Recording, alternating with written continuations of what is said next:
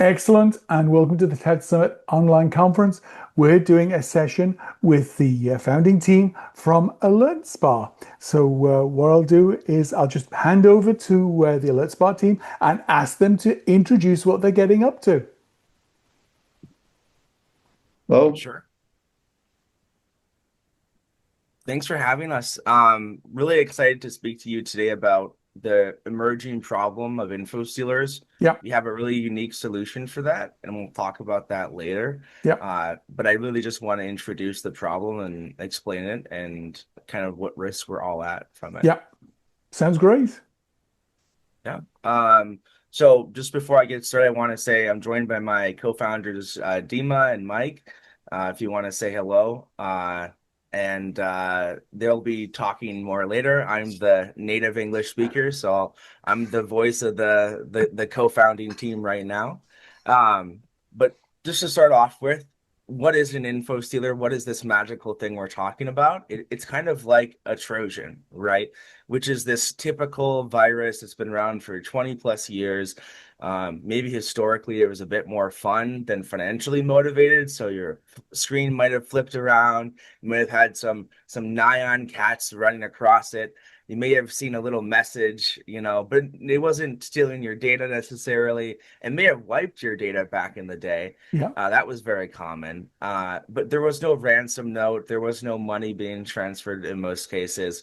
However, of course, hacking has evolved. Went from a fun thing that mischievous and very intelligent people were doing to a financially motivated crime that was more about making money than showing off and breaking the rules. yeah, And info stealers are all about that, right?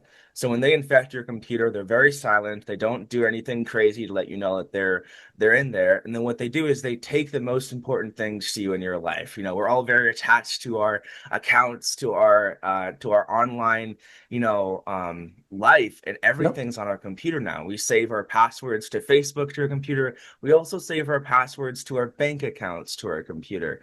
And so you can imagine if somebody could steal all of those passwords, they could steal the information you need to hack into those accounts. That could be very catastrophic. And that is yep, exactly what info stealers do.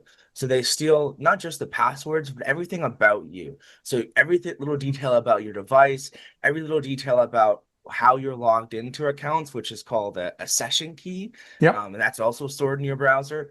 And this information can then be used to pretend to be you as well. So even if these banks have really good protection and they try to detect if it's a new login from Russia or it's a new user on a device they've never seen before. Well, they can Yeah, just pretend to be you. They can yeah, make their device look like your device. They can make their IP address come from a place near you. yeah. Uh, and so when they steal this data, it's no game. They really do have access to nearly everything that you have Yeah, I mean, through. because there's like, Yeah. your passport, your driver's license with your wallet. And of course, your wallet is on your computer as well. So they can get those relatively secure sort of proofs of identity as well if they steal them. Yeah, that's certainly possible. Okay. Dima, you might know of some variants that do that, but right now I think they mostly focus on those identity credentials, right? So how they can get Okay. into things, right? Because Okay. they want to make quick money. They want to try to Yeah. automate the process. Dima, do you know of any that do that? yeah, sure. The cookie session is the way where Okay. hackers can bypass two-factor authentication, and Yeah. it's the most common issue and mistake when architects not considering this way, and even they have two-factor authentication, the leaked cookie session can be modified like fingerprint of user, and it's possible to make the cookie replay with this fingerprint. So yeah, it's very serious, and we also providing the takedown of these cookie sessions. It means when we found this leaked compromised cookie session, we Yeah. check this session and we do automatic logout for this session and invalidating it. Gotcha. Yeah. Understood.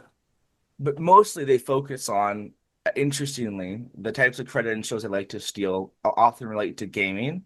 And the reason for that is because if you can imagine, first off, just nowadays, the marketplaces that are tied to video games, like for example, Call of Duty, or actually a better one would be CSGO, they have digital assets that are basically just cosmetics, Yeah. and they're worth an enormous amount of money, and they're in themselves investment markets, secondary investment markets in a way. Yeah. So if you can access an account that has items, worth thousands of dollars, that's just as valuable as accessing an account that has your actual money, so your Yeah. bank account or something Understood. like that. Yeah. So they'll automate the process when this data gets stolen and it ends up in different marketplaces. They'll automate the process of going through all of these new credentials and just trying to log into accounts. So they're Gotcha. not even doing this manually. It's a completely automated enterprise, which means that speed is a necessity, right? Because if you're getting, if you're becoming aware of an infection from an info stealer, a month later, it's far beyond what you Yeah. needed to know about that. And Gotcha. that's their goal as well. They want to operate silently. They just want to take the data and exfiltrate it and then, use that as soon as possible. Some of these groups will obviously use the data right away. So they'll have their own private servers with their own data. And then a lot of them don't even bother with that part of the process, or they do very little of that. They make most of their money from selling the data or from posting it online and getting, maybe they get some ego points, some social points essentially from Yeah. that. That's it.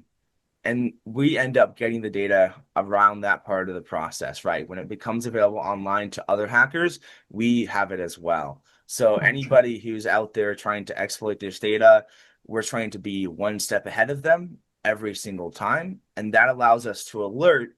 That's why it's alerts bar. It's all about alerting. Yeah. It allows us to alert these companies that we have as clients that, hey, this new employee or this, this really important person at your company. For example, we've seen VPs at, Ernst & Young. We've seen at the highest level companies, Fortune 500s, Fortune 10s, credentials of really high level employees, and we can alert them before the hackers then go try to use that. And that's really important because most data breaches now happen as a result of an initial info stealer infection. So an employee gets infected with an info stealer, and then they can use that to get access to corporate accounts, right? Just Yeah. like they can use it to get access to your CSGO account. And so if you're an administrator and you have access to databases, you have access to really sensitive data. Maybe you're a game developer for Rockstar. All of these are instances where it's really been a real situation. Like this has happened. For example, GTA 6 was leaked, Yeah. and also a lot of details about EA games. Their entire archive was leaked. Yeah. There was also the big Snowflake hacks, and that was initially Yeah. was a result of a developer somewhere along the line getting hacked and their keys being stolen. Gotcha. So it's a really simple way to hack into companies, and so it's reinvigorated, I would say, the kind of um, like underground market where a lot of younger hackers like to spend their time, right? Back in the day, it was different. We had different types of methods for how, teenagers would disrupt things and really cause damage. But this is the new way. And this combined with social engineering techniques, which is the second, I think, biggest thing they do, Yeah. that's super successful, is it's poison. It's really effective. It's terrible. And so what we're trying to do is, hey, let's alert companies before they can lead to this, before this can happen. Gotcha. So what are the main mechanisms to get these Trojans onto your device? Yeah. So it's just like I said, they tie the social engineering aspect in. So they try to exploit the human, faults, right? They're Yeah. not trying to use necessarily 0 days. Mike, do you have something? Yeah, I mean, I can give a real life example how people are getting infected. So it will be just more like a use case. But first of all, I wanted to add some like a historical small remark that like about the scale of the problem. Like many CTOs don't know what is infostealery. Many people have never faced it. But the truth is that it's the most evolving threat causing the most data breaches globally nowadays. And Just to give you a scale, every single day, up to 500,000 computer devices globally are getting infected. And then this data goes to the dark web and getting their cannibalized or sold in some way. So what Alerts Bar does is actually we are trying to access as many closed communities, open communities in the dark web, onion websites, closed Telegram channels to get their data firsthand, index it, and alert our customers. And our customers is actually the wide variety of clients. And the common feature about them is they have to care either about their employees or about their customers or about both of them. So, for example, both of them, it's like a banking industry, like a banks, about their like or med tech or military tech or any large enterprise who would like to protect them. And about real case, which I wanted to mention is was one of the ex-presidents of Deutsche Bank, which got infected with infostealer malware on his personal device. We identified it, and basically I contacted him for the remediation support. And what was stolen from his personal devices, all the credentials, like up to like about 700 websites, all the cookies, credit cards, browsing history, autofills information, all the information about his computer, and so on and so forth. So entire computer fingerprint. Gotcha. And he shared the story how he got infected. So he was just crawling on the internet looking for some important information for him. And then he got a pop-up notification that his Avast antivirus is outdated. Please press to update. So he updated it, and he got a notification like after following all the steps in the process that his antivirus is updated and all good. But actually, this was antivirus which compromised him. And this is only one of the ways how you can get infected. There is a plenty of others involving social engineering, like pass the CAPTCHA or try to download some cheat for the computer game or see a Google ad where you're trying to download some software which you really need. And even Google ads. So you trust Google, obviously, and if it's on top of the Google search. So that's why actually malicious actors are sometimes hunting for the Google account or Facebook account to spread their malware through this hijack accounts. Understood. That's clear. Yeah. I have one question, please. So previously we made some podcasts about social engineering with Alan and his guests, and about data brokers, how they looking for data sets, their price. It's extremely expensive to buy a real data set, verified, etc., etc. And some of our guests, they from cybersecurity companies like you, maybe your competitors or partners, we don't know, but they shared that very often data brokers, they work with darknet. So what they do, they buy stolen data sets from this dark web, darknet. This is first note that I want to hear your comments. And the second one, I can say from my personal, not community, but let's say network, that I see what's going on right now worldwide. So it seems like any non-technical person can easily use this technology with infostealers. How easy is it to click and to see this cookie and to resell it immediately, especially for gaming industry, for all those gamers. They're very open to buy or to resell any data, those credentials, etc., etc. So do you cooperate? I'm sure somehow you cooperate with some security services, law enforcement, like international police, for example, to identify cyber criminals and to help those security services to catch them. Thank you, Bogdan, for question. I will answer for first one. So this is the arm race and the in our business, the most important KPI is time to react, time to mitigate.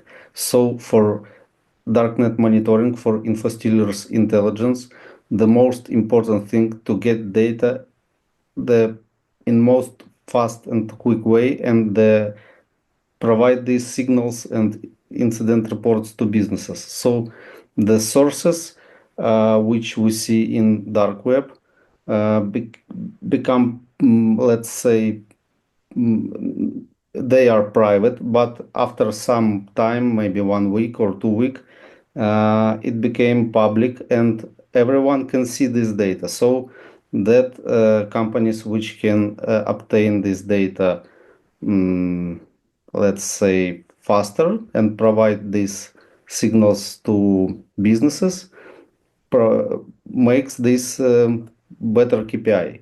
So that's, let's say, the secret sauce of each company, where they finding this data and how they parse this data. For example, many companies not finding useful data inside these infostealers logs. For example, they use only credentials, but not showing the cookies data and other metadata, which we see, and we carefully parse this data and trying to provide every piece of this data to business. Thanks. Yeah, Okay. on the second. Sorry, one additional question to Dima or Mike or you, Aidan. If it's not confidential, what is the range of price, just interesting, for this data set if someone want to buy? Can you share any range? Yeah, sure.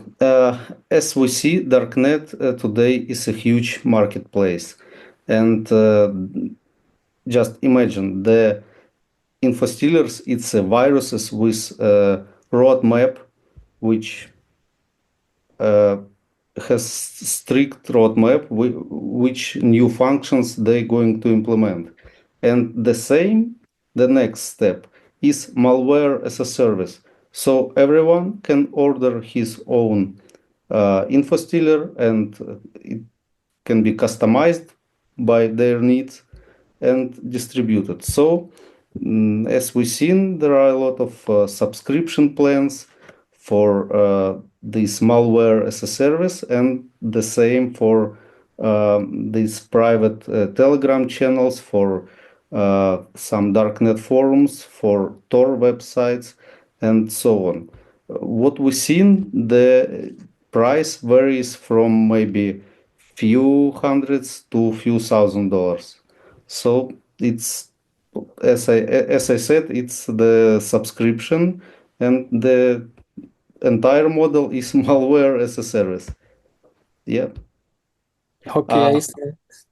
I can Yeah, comment thanks. more on the law enforcement side of things. I also just wanted to mention that it's sold in a variety of different ways as well. You know, sometimes you might see a marketplace where a single log is advertised as having, you know, this, and this, and it's up for sale for less than $10.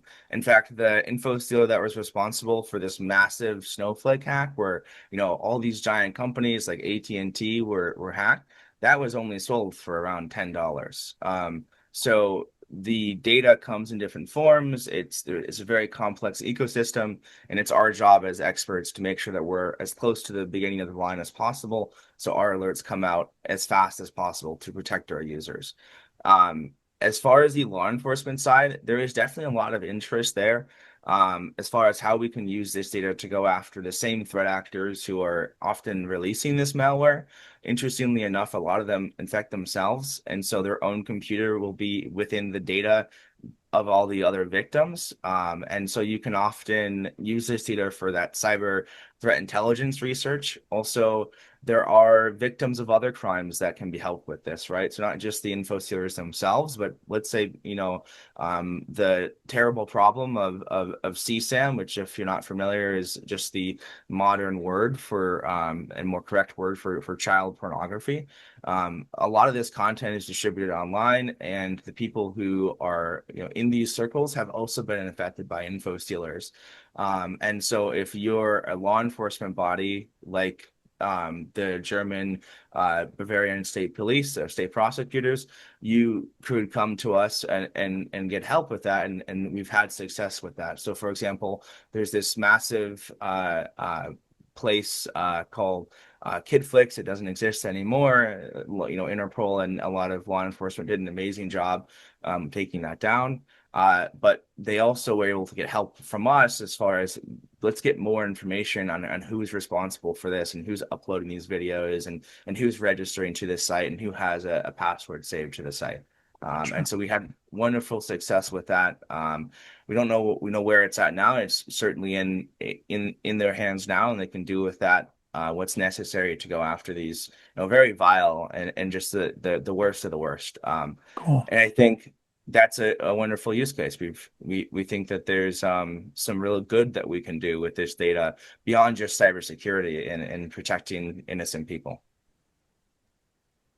Okay, good, thank you. I also heard for malware as a service, but I saw that phishing as a service and ransomware, I think, as a service, it's like similar products. They're very popular, and they are buying and modify, resell those products. So for me personally, interesting this phishing infrastructure, because what I see, unfortunately, even some international mobile operators like MNO, MVNO, they offering their infrastructure and value of those resources, it's like $100 million infrastructure. They easily open that for phishing. So if we compare a legal business, it's very hard for new company to start, like startup, to start this business legally nowadays. But if someone interested to collect some data to resell it in darknet, to build this phishing as a service and ransomware, malware infrastructure, it's very, very easy. They even open credit limits. They do some prepayment with cryptocurrency worldwide. So anyone can buy easily KYC documents, like I mentioned on our previous podcast with Alan, that certificate of incorporation or registration, any fake ID, everything available on the market. Then you with your product definitely helping security services, law enforcement to identify and catch those cyber criminals. I cannot call them script kiddies like it was in the past, because they know very well what they do. And when I see news that infected around 200 countries, and they stole like around $150 million. So I'm not sure that they really trying to identify and catch them as fast as possible. It seems like it taking really long time. So with your product, I think it's more faster for business owners, especially small, medium business, because they have a limited number of employees. And as we discussed again with Alan and our guest from cybersecurity, that if enterprise like mobile operator or group of companies, corporations, they have thousands of employees, and infrastructure is not possible to identify even all devices that connected, because it's too many. So with small and medium businesses, it's much faster and much easier for you with your product, I mean Alert Bar, to train employees, especially as you mentioned for social engineering, because this is human behavior and human mistake number one.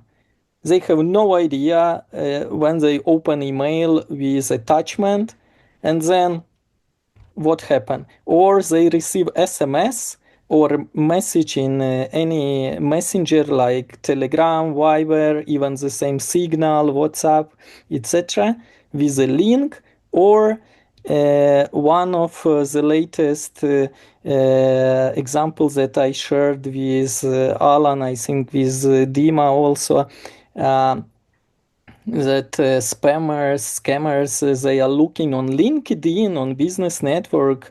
Can you open for us like Belgium, France, Luxembourg, and they share like part-time job, booking, or any other well-known brand. This is 100% phishing. So they do not afraid. They know that someone open for them route for this phishing. They send these part-time job offers via WhatsApp, Telegram, Viber, all messengers available. Then stolen data appears on the dark web, and you see it with your product. All credentials, logins, passwords, cooking session. So you see here a connection. All those different products, different businesses, somehow they are connected with each other. And this is like a circle. So all circling, and we see only small top of this iceberg, right? Well, let's start from ransomware you mentioned. The ransomware is the result of not reacting to infostealers notifications. And what we provide, we also provide the security awareness courses, which the same way like anti-phishing courses when you train your team, when you provide some challenges which looks like some emails or something like that. The same we provide the same courses for infostealers. The second thing, we provide C-level monitoring for companies, and the crucial thing is to monitor the supply chain. The last year is trusted this way because most attacks happened via supply chain. So let me give an example.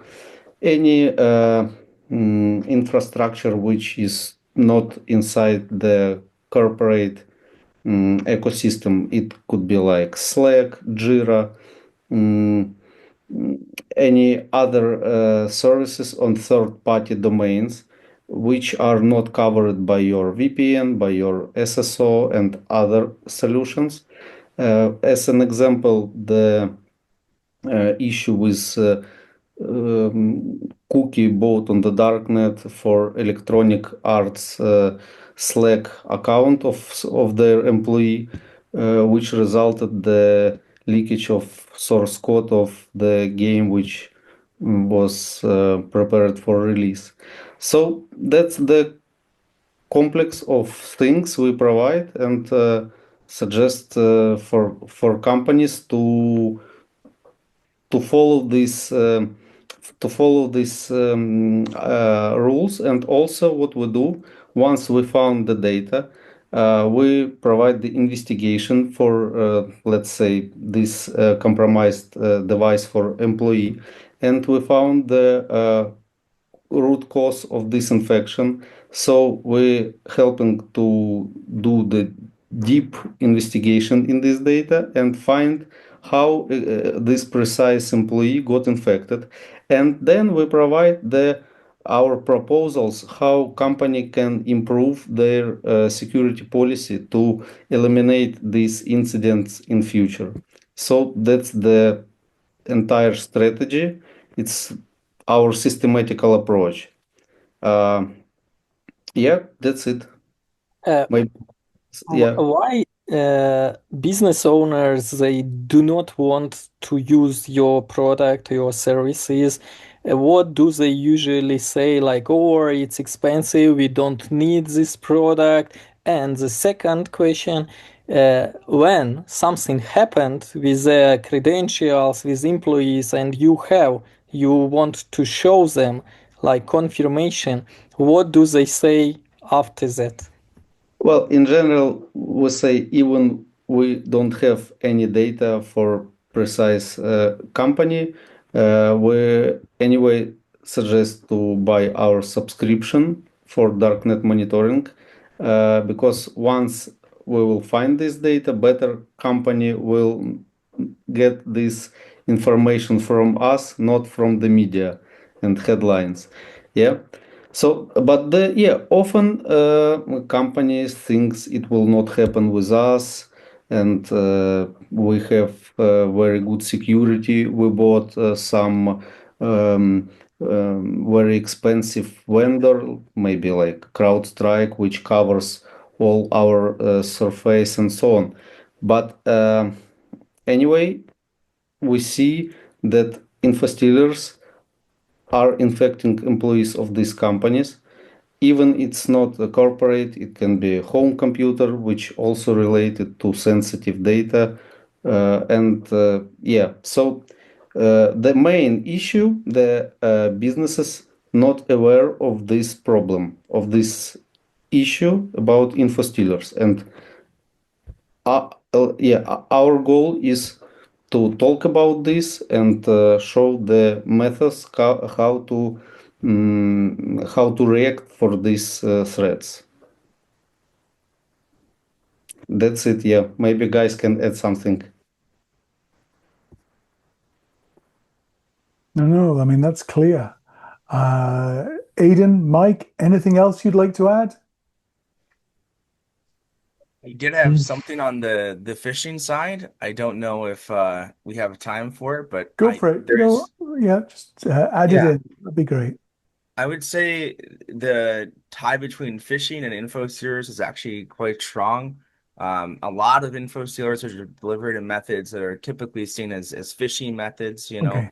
via emails and things like that. But also the way that data is sold, that they get from phishing, is often treated similarly, right? So let's say you fall for a phishing link that's sent to you through Facebook, and all it does is collect your Facebook credentials. Well, that's still kind of similar to how info stealers work, right? So Yeah. they collect that data, and then they'll go out and hack into more Facebook accounts and spread their campaign further, and it's exponential, right?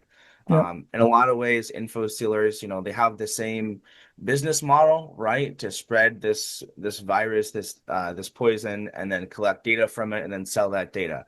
The only difference is that info stealers are like that problem, but on steroids, on a lot of drugs, because it's just the amount of data they collect is much more significant, and the severity of what they collect is very much more significant. Yep. No, that's clear.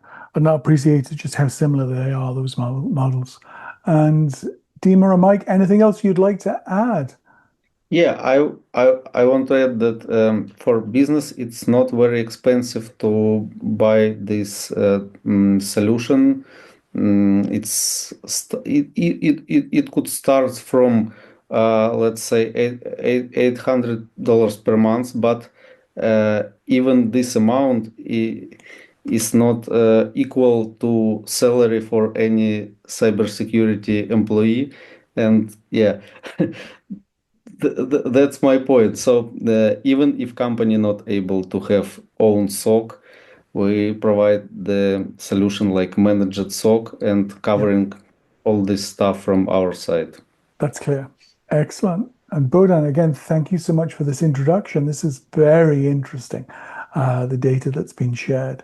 But I'll just leave it to anything else from Dima, Aidan, or Mike. Anything you'd like to add? I maybe would like to add that to the objection part, because I'm also from the sales side a little bit.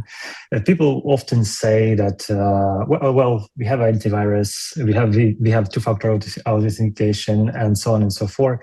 But in every log, I see that Windows Defender was on, and it's never actually helped to protect from infostealer, because people want so desperately to download the solution which is not existing, and it's actually infostealer. So they see the alert, but they turn it off. Any antivirus can't actually help to protect you from infostealer, and that's for sure the most evolving threat of our, let's say, decade. Yep, absolutely. And that comes back to it's all about people and the training. And that's why that 360-degree approach is so important. So great. Well, this has been really interesting. I'm wishing you the best of luck as you're building out this business. It's definitely a strong need. It's certainly been an eye-opener on the similarities between phishing and what we're seeing from infostealers as well. So I hope you the best of luck in growing your business. Thanks, Alan. You're welcome. Bye-bye. Thank you. See you.